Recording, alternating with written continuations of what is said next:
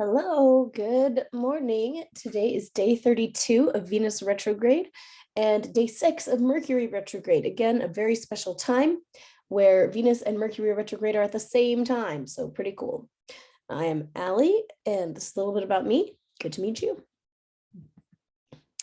So yesterday was the nodal shift, and now we are formally in the Scorpio Taurus nodal axis. So this is the south node in Scorpio. Looks like an M. He's a scorpion with a little stinger tail. Over here is Taurus. He's orange. He's the bull. Okay, you see, it looks kind of like a bull with the little horns. And for the past 18 months, the previous transit was going through Sagittarius to Gemini. Okay, and these nodes always are exactly 180 degrees apart. So you can see they look like the horseshoes, and they're at 29 degrees and 51 minutes today. 29 degrees and 51 minutes, because they are always across from each other. Okay.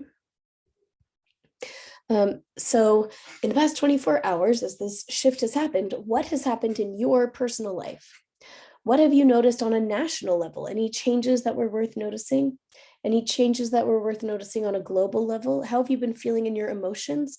How have you been thinking, any changes in your thoughts?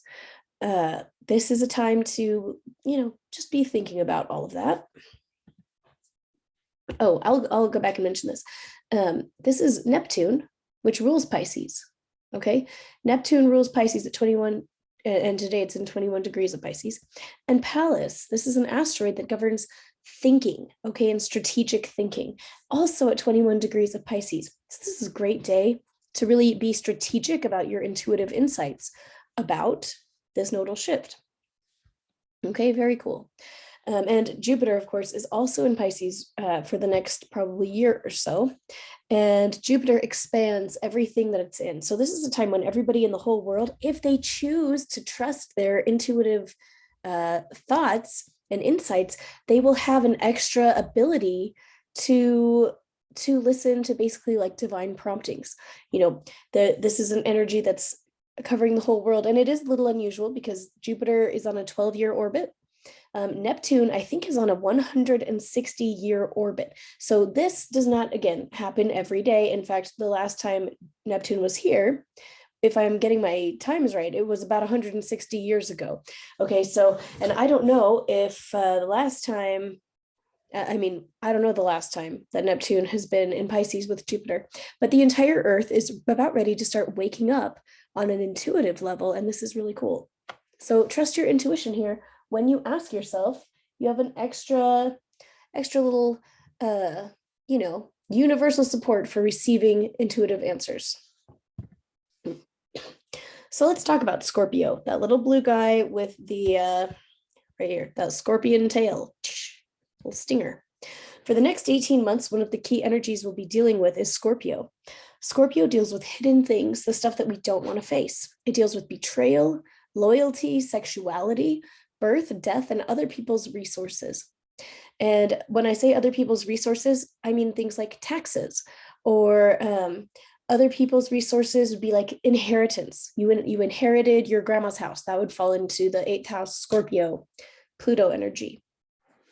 Okay, so this is an 18-month period where we may get to deal with these energies in a more focused way than usual.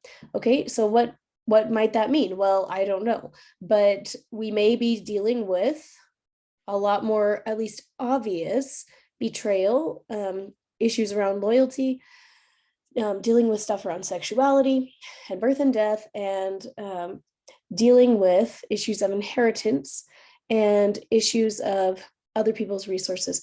And I'll just mention the story that's coming to my mind. Somebody that I can't remember who it was there. I read their chart recently, and they had a whole bunch in the 8th house. And I was like, man, with this much stuff in the 8th house, what it reminds me of is having to live in somebody else's house. Like the 8th house deals with other people's land and stuff. So it's like, if you have a lot of stuff there, you might end up having to live in a place that is not yours. And it turns out that this person had like they were going to build a house or something, and then all the contracts fell through, and they ended up having to kind of live on the land that belonged to a friend, and they just like lived in a tiny house on this friend's land, and they were like getting pretty sick of it. And that's like totally a Scorpio energy, you know, being stuck in a tiny house on someone else's land. That can be that Scorpio energy, when you could go and live in your own land if there was just any to be had, and there just isn't, right? That can be a Scorpio type of energy.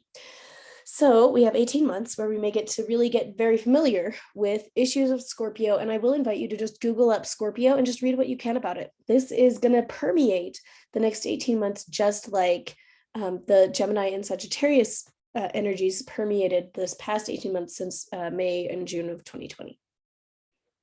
Scorpio dissolves and evolves. It destroys to create, and it is an energy that is therefore unstable. It is water. Scorpio is the deepest water sign. It is a fixed water sign, and it's the most watery water sign. And Taurus is the fixed earth sign. It is the most earthy earth sign, and that they're like complete opposites, right? They're on the same axis, and they deal with the same issues of resources, but where Scorpio is dissolving and evolving in this watery depth that you know, it's unstable. Taurus is stability. It's the mountain, you know, it is the land itself. It's the earth itself. So we're going to be experiencing some big transitions involving involuntary brushes with instability. That will be the Scorpio, and the intense drive for stability. That is the big situation that we're going to be dealing with for the next 18 months. So these are your journaling prompts for today, and I'm going to invite you to, you know, pause this and journal on this today. Here's your questions. In what ways is my life prompting me to dissolve and evolve? Where do I crave deeper stability? How far would I be willing to go to feel stable, safe, and secure? Where do I need to increase my trust and faith that I can be safe and secure even if the world is not safe and secure? So go ahead and take a deep breath. These are questions we will all get to ponder over and over again over the next 18 months. So our job is to be introspective and to notice what's going on and use our agency to choose the right thing at the right time.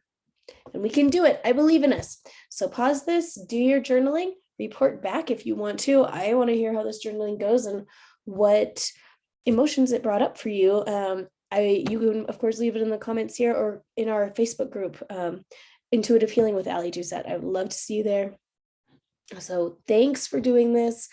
Everything that you do with this is not just blessing your life, it is blessing the lives of your family of origin, the family you have created or will create in the future. It is blessing the people that interact with you.